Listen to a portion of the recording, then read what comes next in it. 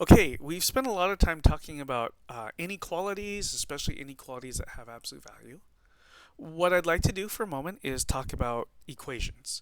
Now, some people are not really a fan of this substitution thing, but um, there are times you can see what's going on without substituting, and that's fine. But there are times where substituting is really helpful as far as seeing what's happening.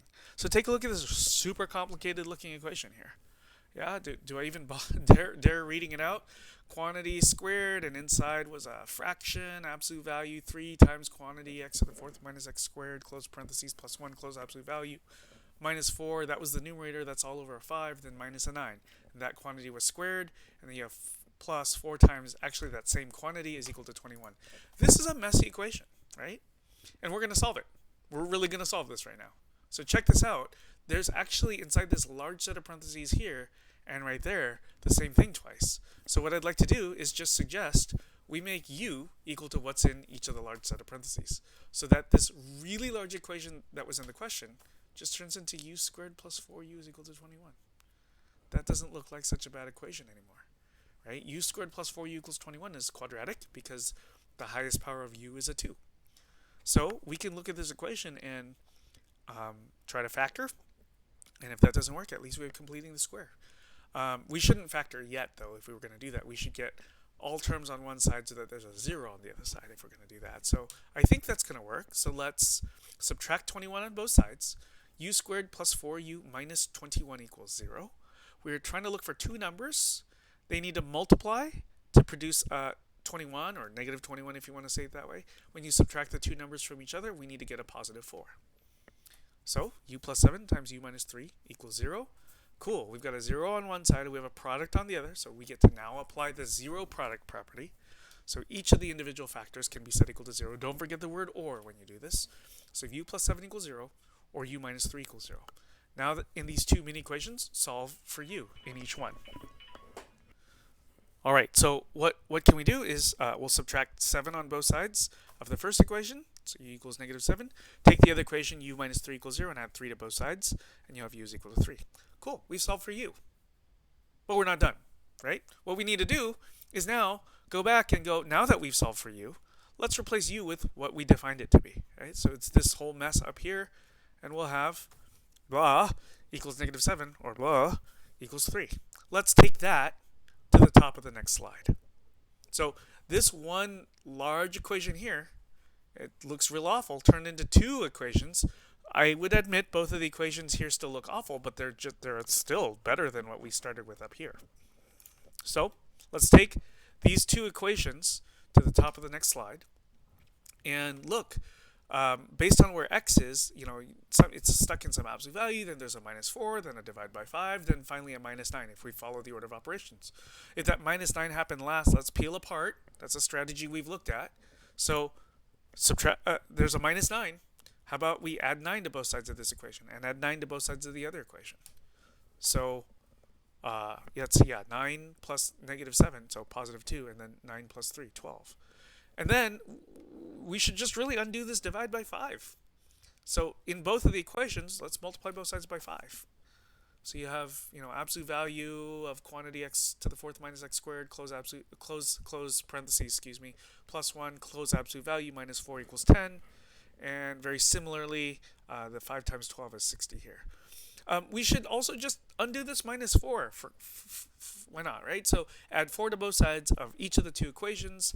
So you have the absolute value of something equals 14, and absolute value of something equals 64. Now, this is really the time to say, look, this is real complicated looking all on the inside of the absolute value. It would be helpful if we created a variable to represent all the stuff that's inside the absolute value. We did this not only for absolute value inequalities, but earlier we did this for absolute value equations as well. So let's substitute, but let's not use a u because we already used that, so just pick a new letter. How about m is the stuff that's inside the absolute value. Notice it's m equals 3 times quantity x to the fourth minus x squared, then plus 1, and there's no absolute value in that line. That's intentional. By not having an absolute value in how we said what m should be, then we're left with absolute value of m equals 14, or absolute value of m equals 64. Now think about no need to look at this anymore. We'll come back to it in a moment. But look at absolute value of m equals 14 and think, what values of m work? What values of m, once you absolute value them, will equal 14? And there's two numbers that work. It's plus 14 or it's minus 14. Right? So we'll write m equals 14 or m equals minus 14. Similarly, we'll write m equals 64 or m equals negative 64. This line no longer has absolute value. We've processed what absolute value is doing to say there's actually two possible solutions for the first equation and two possible solutions for the second equation. Now that there's no more absolute value in this bottom line here, look, we've solved for m in these four locations.